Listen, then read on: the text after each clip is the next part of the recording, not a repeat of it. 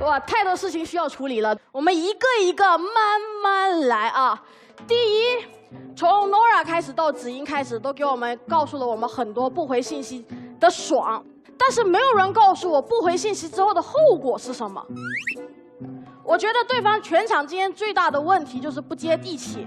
你没有告诉我不回信息之后，第二天我去到上班的时候情况是怎么样的？难道第二天你是开开心心进去里面上班，然后没有程序的问题吗？第二天巨大的问题等着你，而且你还是自己得解决，这是最大的问题。你没有看到不回信息的后坐力。第一，后坐力是什么？我现在就跟大家说，你知道不回信息，你以为你是默认还是拒绝？你是拒绝了吗？不，你是默认了。所有不回的信息，对方都当你是默认同意了。我做一个简单的类比啊，当初我收到一个信息，他问我，哎，如今这个服装 OK 吗？我没有回他，结果第二天我要穿一条连衣裙，那怎么办？我能说什么吗？我不能说，因为我没有拒绝呀。任何你没有回复明确的信息，在职场里面会吃大亏。所以他刚才问我为什么不打电话给你，要发信息给你，人家要留存证据，要证明你没有回信息，所以当成你答应了这个事情。所以给大家一个职场小妙招，不要不回信息，吃亏的是你自己。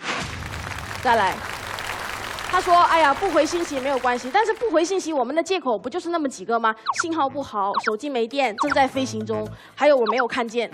那这意味着什么？你得断网啊，对吧？你不能点赞朋友圈，你不能这时候刷微博，你不可以忽然打游戏，那你不然你戏不连了呀，你被抓到怎么办？那就是不能上网。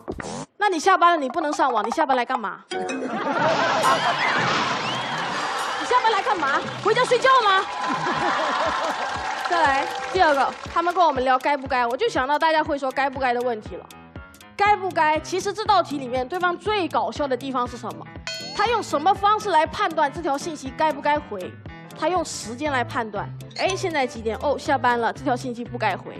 哎，上班了，这条时间该回。但正常我们判断一个信息回不回是按时间来判断的吗？不，我们看的是内容。就像刚才马老师问的，你们最不想回的信息是什么？我们一看到在吗？不回，肯定是来借钱的。有人问我，宝贝，你快乐吗？不回，肯定是喝多了的。哎，说有八卦，我说回，我现在自己一个人，什么八卦？赶紧说。我们回信息看的是内容，不是时间，好不好？所以你用下班来划分信息该不该回，不靠谱。内容重要你就回，内容不重要你就不回，不要用时间来判断，用内容来判断。第二种怎么判断？用你问你自己是谁来判断。这我们都是谁？我们都叫自己什么？打工人。打工人一看自己是打工人，我们得回，因为这个时候回是我们打工阶段最正确的选择。所以不要那么孩子气，看哦，现在7点了，我要回家了。你回吧，你永远就在家里待着了。所以，因为我们非常清楚知道，在打工人阶段，不是工作需要我，是我需要工作，所以该回的时候就回。这是我回答你该不该怎么判断的。齐卫说，生活被工作打扰，以至于我们要特地打一道辩题问他该不该被打扰。其实我觉得大家为什么要把这个事情想成是打扰呢？因为大家误以为生活跟工作是必须壁垒分明的，是必须割裂开的。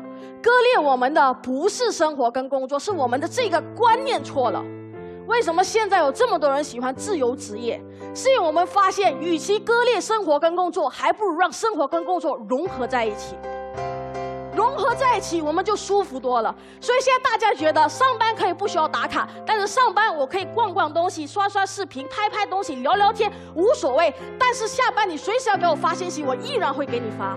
有多少人的生活里面有自己的工作痕迹？在座哪一位的论点，哪一个脱口秀的梗，不是你生活换回来的？我炸鸡店的配方是我在旅游的时候换回来的，都是在生活里面达到的。工作跟生活可以相互融合。你们要的生活平衡，在今时今代，平衡的方法是动态平衡，是生活既是工作，工作既是生活。